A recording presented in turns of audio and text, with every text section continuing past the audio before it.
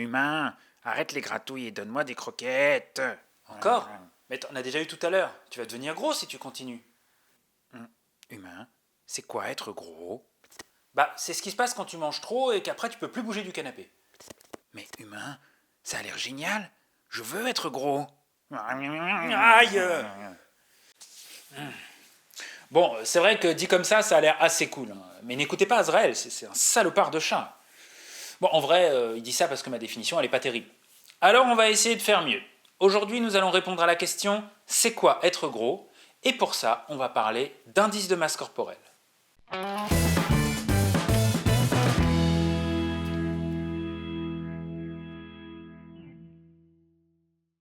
Alors déjà, on va évacuer tout de suite la question de ce qu'est être gros d'un point de vue social. Déjà parce que c'est compliqué et redoutablement variable en fonction des cultures, de l'époque ou des stars à la mode. Et surtout parce qu'en médecine, on s'en fout un peu de savoir si vous êtes assez skinny sur votre dernière story Instagram. Non, on va s'intéresser aujourd'hui à ce qu'est être gros par rapport à la santé. Et vous allez voir que c'est déjà pas aussi simple que ça. Pour comprendre le problème, on va d'abord considérer des univers simplifiés et je vais faire des petites courbes qui vont avec. Dans un monde très simple et parfaitement déterministe, on n'a qu'à dire que dépasser 100 kg implique de mourir instantanément. Bon, dans ce monde, la définition de être gros, elle est facile du coup, c'est faire plus de 100 kg. Et les conséquences sont claires. Bon, mourir d'un coup, c'est peut-être un peu fort. Alors, autre univers. Disons que, en fait, au-delà de 100 kg, on ne meurt pas, mais on a mal aux genoux. Moins de 100 kg, vous n'avez jamais mal aux genoux, plus de 100 kg, vous avez constamment mal aux genoux. C'est un univers toujours déterministe et dans cet univers, la définition de être gros pour la médecine, elle est assez simple aussi. C'est évidemment peser plus de 100 kg. Bon, mais je vous l'ai dit, la médecine, elle n'est pas déterministe. Elle est plutôt probabiliste. On ne comprend pas tout, alors on parle de risque. Donc, autre univers. Disons que maintenant, quand on pèse moins de 100 kg, on a 5% de chance d'avoir mal aux genoux. Alors que quand on pèse plus de 100 kg, on a 50% de chance d'avoir mal aux genoux. Il est donc possible d'avoir mal au genou, peu importe son poids. On est bien probabiliste. Mais on comprend bien que dépasser les 100 kg multiplie d'un coup par 10 les chances d'avoir mal au genou. Donc dans cet univers, c'est encore facile de déterminer ce qu'est être gros. C'est toujours dépasser les 100 kg. Bien, maintenant on va commencer à se rapprocher vraiment du monde réel. Nouvel univers. En fait, il n'existe pas de poids limite, de poids seuil, à partir duquel le risque d'avoir mal au genou augmente d'un coup d'un seul. Non.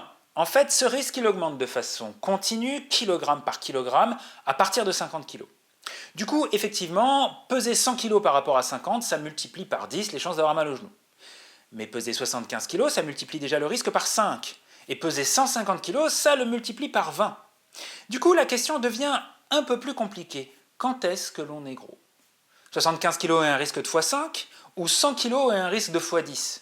On comprend bien qu'il va falloir choisir et que ce choix, il va être un peu arbitraire. La question devient plus ou moins quand est-ce que le risque est non acceptable?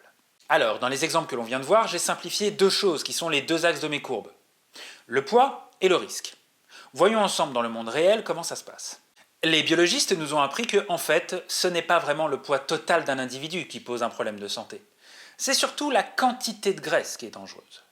Et la quantité de graisse, c'est genre super casse-couille à mesurer.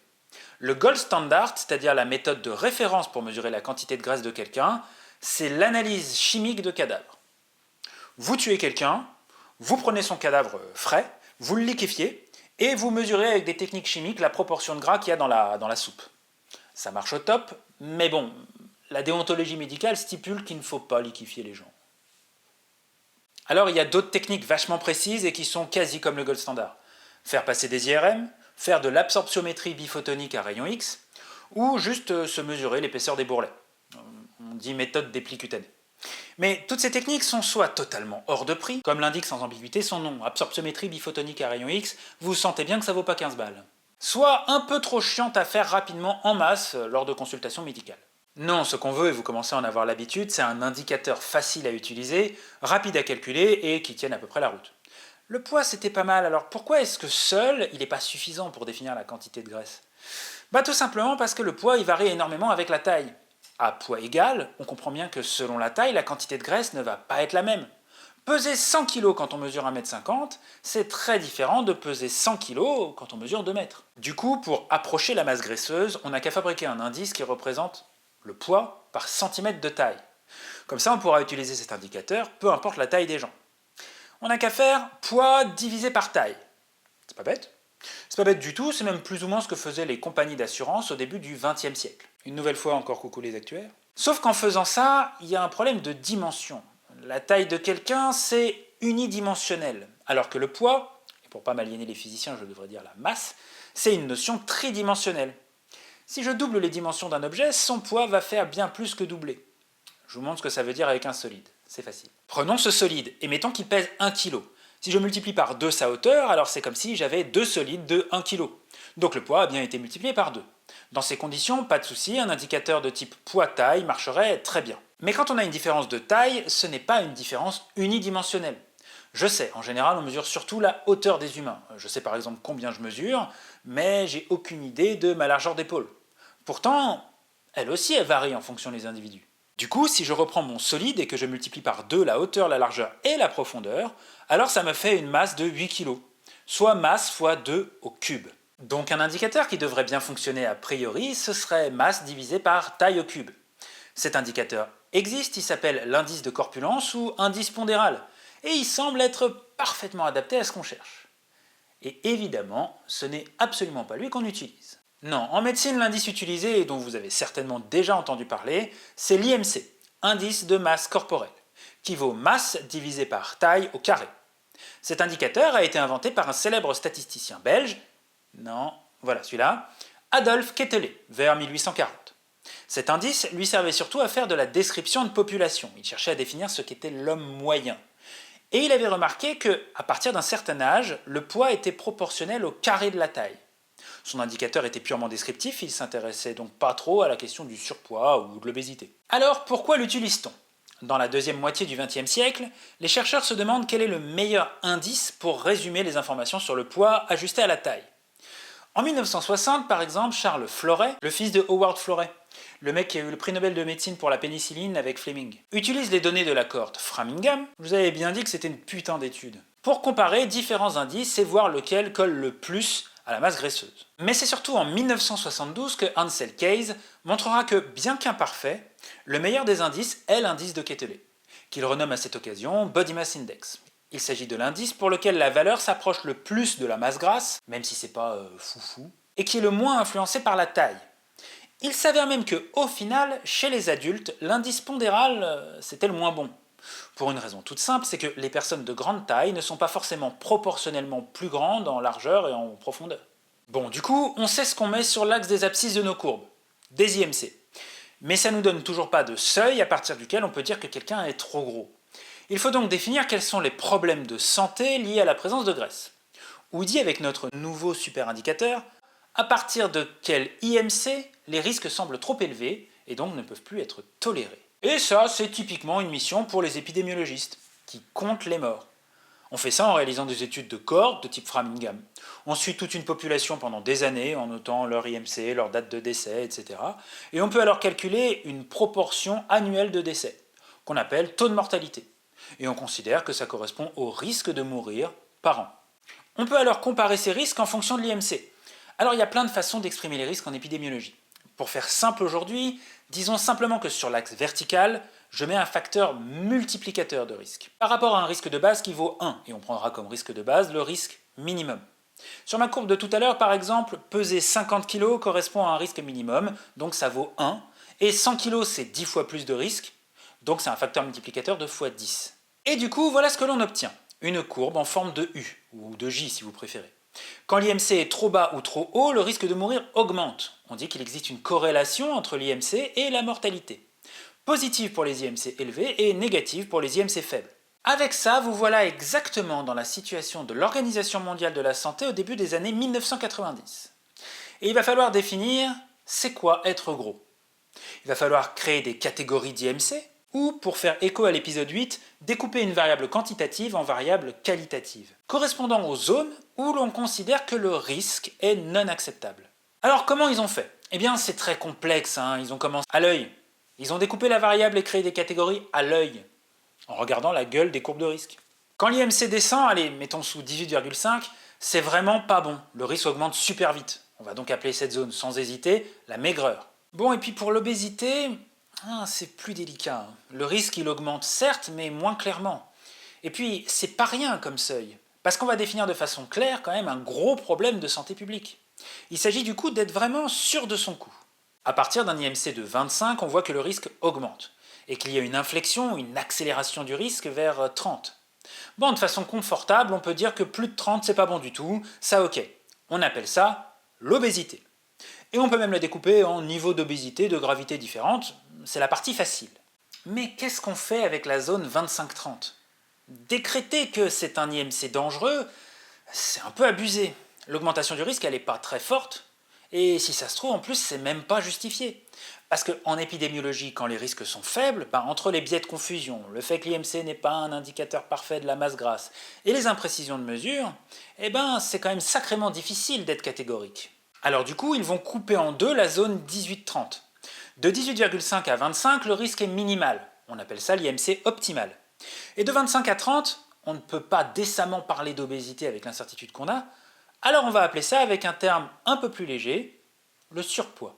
Alors vous comprenez bien que oui, définir le seuil de surpoids par un IMC de 24 ou 26 à la place de 25, ça reviendrait quasiment au même. Il y a une touche d'arbitraire. Mais dans l'idée générale de prendre en compte cette courbe de risque qui augmente, c'est quand même pas mal. Surtout qu'en plus on a la zone surpoids qui sert un peu de transition entre la zone d'obésité clairement diagnostiquée et le poids considéré comme optimal. Alors l'IMC n'est pas un outil parfait pour autant. C'est un bon outil épidémiologique, c'est-à-dire que quand on travaille sur une population vaste et que l'on fait des moyennes, ça tient la route. Mais pour un individu unique, ça peut être complètement nawak. Chez les personnes particulièrement grandes ou petites, l'IMC n'est pas très juste, et pour les personnes très âgées aussi, on s'en méfie. Et puis, pour les sportifs, ça peut vraiment être n'importe quoi. Je suis sûr que si on calculait l'IMC de The Rock ou Thibaut InShape, on trouverait des scores de surpoids, voire d'obésité. Alors que bon...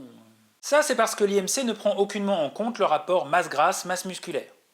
Alors pour s'intéresser à des individus particuliers et voir s'ils sont en surpoids, les médecins peuvent se baser sur d'autres indicateurs, les méthodes complexes dont on parlait au début, ou des mesures plus spécifiques, genre le tour de taille, le ratio taille-hanche, etc. Mais en fait, le plus courant, c'est simplement le bon sens. Les médecins ils calculent spontanément l'IMC parce que c'est super facile et que, dans la plupart des cas, ne nous mentons pas, ça colle quand même bien.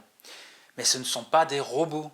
Ils en connaissent très bien les limites. Ils savent très bien que si le patient est particulièrement grand ou particulièrement sportif, ils vont pas le juger en surpoids s'il a 26 d'IMC.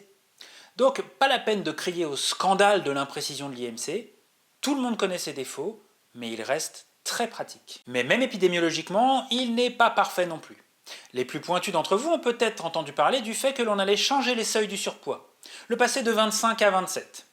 Moi j'en suis pas sûr, mais voyons un peu c'est quoi cette histoire. Par exemple, en 2013 est sortie une publication danoise qui, pour vous la faire courte, a refait les courbes en U de la mortalité en fonction de l'IMC sur différentes périodes, les années 70, 90, etc. Et il semblerait que l'IMC pour lequel le risque de mourir soit minimal augmente au cours du temps. Tant et si bien que pour la période 2003-2013, ils ont trouvé que le risque minimal était pour un IMC de 27. Ce qui ne va pas du tout, parce qu'un IMC de 27, c'est en plein milieu de la catégorie surpoids.